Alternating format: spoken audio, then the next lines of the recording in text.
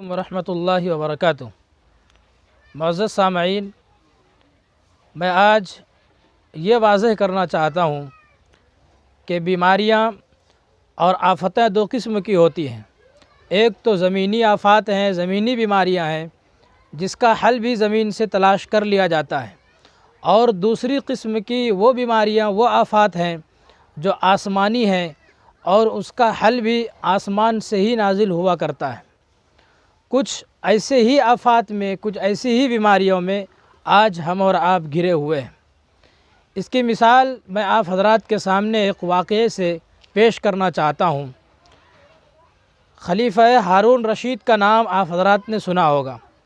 اس زمانے میں ایک قحط پڑا اور بے شمار جانور اور انسان مرنے لگے، موت کے گھاٹ اتر گئے۔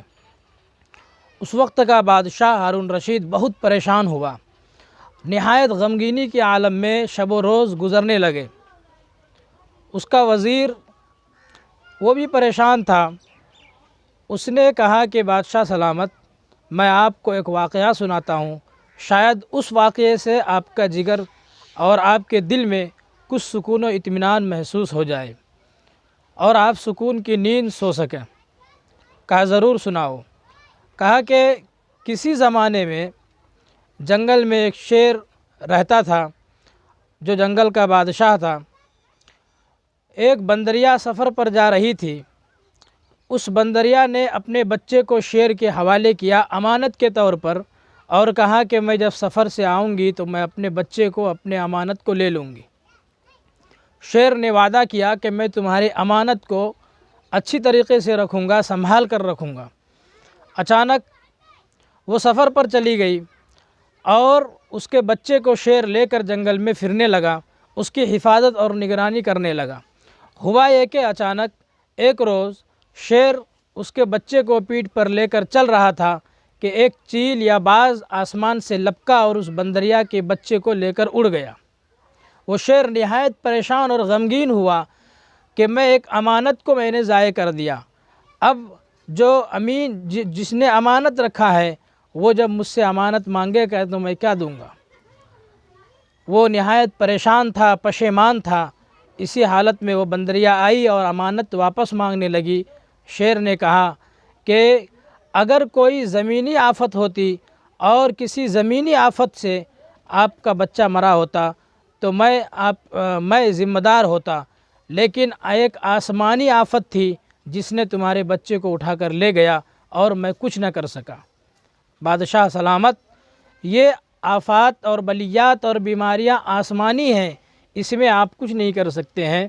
اس میں جو آفات کو بھیجنے والے ہیں، بلاؤں کو بھیجنے والے ہیں، جو قحط سالی کو اتارنے والے ہیں، جو بیماریوں کو اتارنے والے ہیں، وہی اس کا حل تلاش کر سکتا ہے۔ اس واقعے کی روشنی میں ہم دیکھتے ہیں اس بیماری کو اور موجودہ حالات کو کہ اللہ تعالیٰ نے یہ حالات ہمارے اوپر نازل کیے ہیں تو ختم بھی وہی کر سکتے ہیں۔ مکمل اختیار اسی کو ہے۔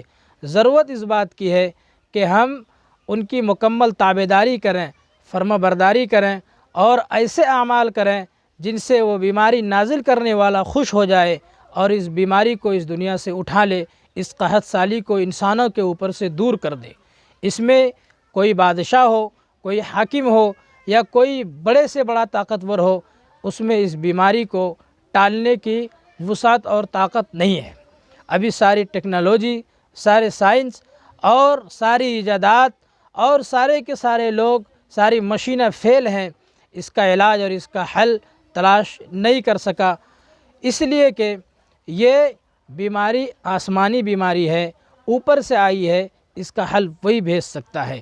اس لیے ہم ایسے کام کریں جس سے وہ خوش ہو جائے اور جلد از جلد اس بیماری کو وہ ختم کرے اور مناسب اور معتدل حالات ہمارے اوپر لے آئے۔ بس اسی کے ساتھ اجازت دیجیے۔ السلام علیکم ورحمۃ اللہ وبرکاتہ۔